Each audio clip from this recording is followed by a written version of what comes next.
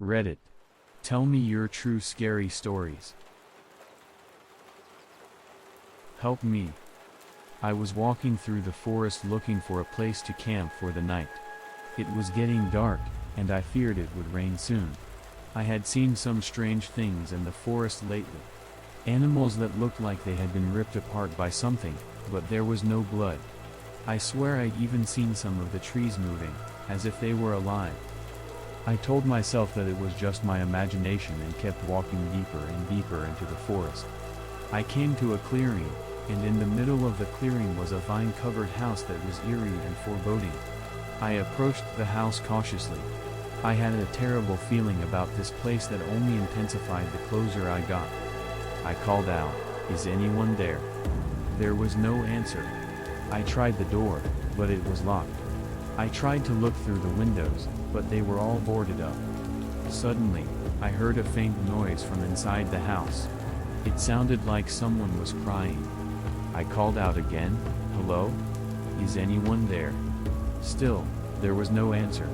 I was about to leave when I heard the front door open. I turned around, and there was a woman standing in the doorway.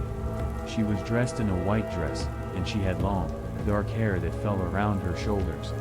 She looked like she was in a trance, her eyes glazed and unfocused. I called out to her, but she didn't answer. She just stared at me with that creepy blank look. I took a step towards her, but she turned and ran back into the house, disappearing into the darkness. Against my better judgment, I followed her.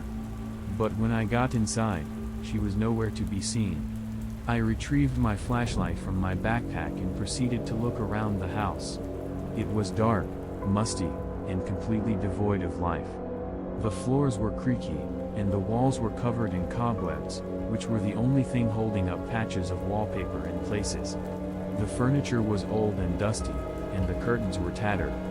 While there were obvious signs that the house had been abandoned for years, there were still dishes with remnants of food that had rotted beyond recognition sitting on the dining room table. The chairs were thrown unceremoniously across the floor. There had definitely been a struggle here at some point. I could still hear the woman crying from somewhere in the house. It seemed to come from everywhere and nowhere all at once, echoing all around. I called out to her again, but there was no answer. I started to feel like I was being watched. I had the feeling that someone was standing behind me, but when I turned around, there was no one there. I heard footsteps upstairs. It sounded like someone was walking around right above me. I called out, "Hello? Is anyone there?" But there was no answer. I started to feel like this was a terrible idea and it was time to get out. I was about to leave when I heard a voice upstairs. It sounded like the woman I had seen earlier. "Help me," she whispered. I wanted to leave, but an invisible force had me heading up the stairs instead. When I got to the top, I saw the woman again. She was standing in the middle of the landing, tears streaming down her pale cheeks. She looked at me, her eyes filled with fear. "Help me. They're coming for me," she cried. I didn't know what to do. I heard the front door open, even though I didn't remember closing it. I turned to look back down the stairs and saw a group of people heading up towards me. They were dressed all in black, and their faces were covered with masks that resembled some terrifying creature I'd never seen before in my life. Part wolf, part bear, 100% horrific. I turned back to the woman, but she had disappeared once more. My body betrayed me, leaving me unable to move. That's when I felt something grab me from behind. I screamed, lashing out with the flashlight, but it was too late. They had me. I was dragged by two huge men into a candlelit room. I saw the woman lying on the floor, and she was covered in blood. I tried to scream, but no sound escaped. I saw the woman's eyes open, and she looked at me. In that moment it was like looking in a mirror. She had become me. "Help me," I whispered.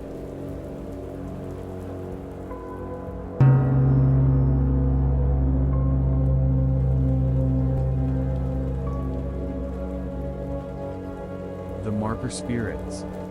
When I was younger, I lived with my grandpa, and every summer, we went camping together.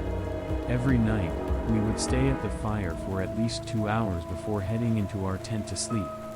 This gave him a chance to tell me all sorts of scary stories. Most were overtold or just flat out boring, but the one that I never forgot was his story about the marker spirits, the spirits of the assassinated. See, according to my grandpa, if you die in a normal way, that being natural or deserved, you are able to cross over into the afterlife, but if you were killed by another person wrongfully, hit and run, break in, whatever the case, your spirit walks the earth, not being able to get to the other side until justice is attained for your death.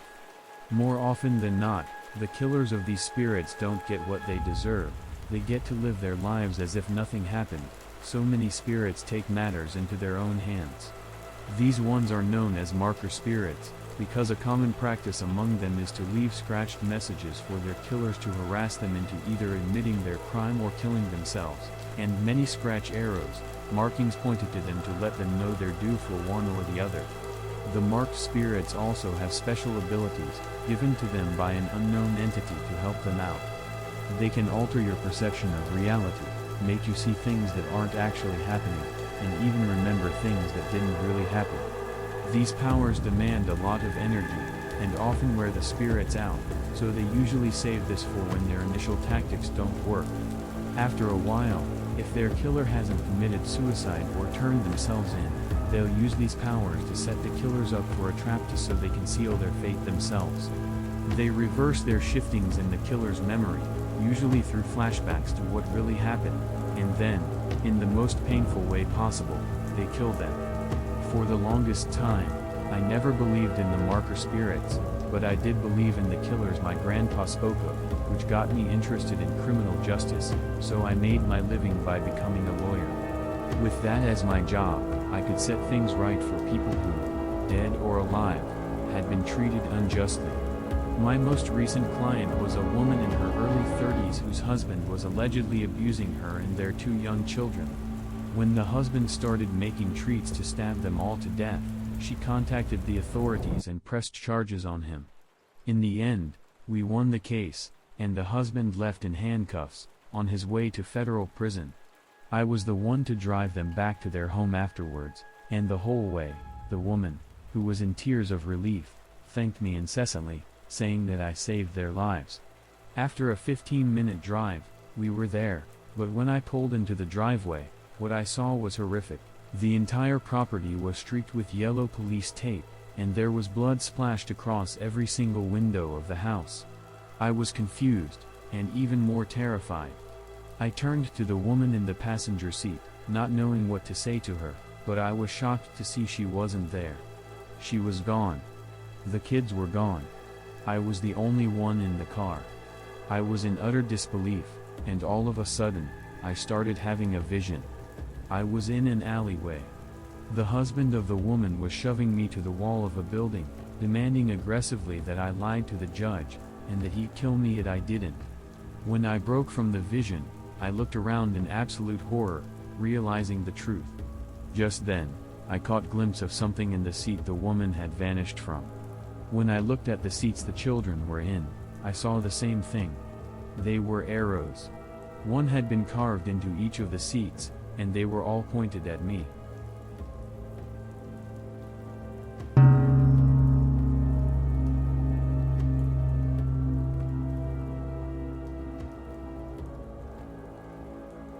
Ghost riders. My friends and I enjoy mountain biking. There is this one mountain bike trail near our homes on the mountain near us, which was the very first trail we ever rode. Not riding the trail in 2 to 3 years, I decided to go on the hike with my bike up this trail to bring back my very first mountain bike memory. Not to mention, this mountain is a smaller mountain with some houses at the top. As a result, sometimes you can hear construction or lawn mowers echoing down the mountain. On this day I could hear what sounded like a lawn mower, but as I hiked farther up the steep bike trail slope, the sound sounded much closer. Like a lot closer, to the point where it sounded like someone was mowing their lawn about 50 yards from me, despite the fact that there wasn't another house for a couple miles up the mountain. I get to a steep clearing, and what I saw confused me. There was a small trail loop around the MTB trail that was quite small. I couldn't remember much about it except that it was a very small loop. But not once would I ever have thought that I would see a gang of people driving ATVs on this small trail. I got super freaked out that I had somehow crossed into someone's property, so I did a quick 180 and rode down the trail. I texted my friend about the incident, and we were thinking that we must have rode on a different trail the first time we went mountain biking, and that I discovered some sort of ATV trail. I checked Google Maps, and just as I thought, not a single house for miles near this area. The next day we decided to hike up the trail to check out where these guys were driving ATVs, and what we discovered next was the most odd thing I have ever seen. And that thing was nothing. There was not a single trace that people had been up there anytime recently. Also, there was no way there was even room to ride an ATV here.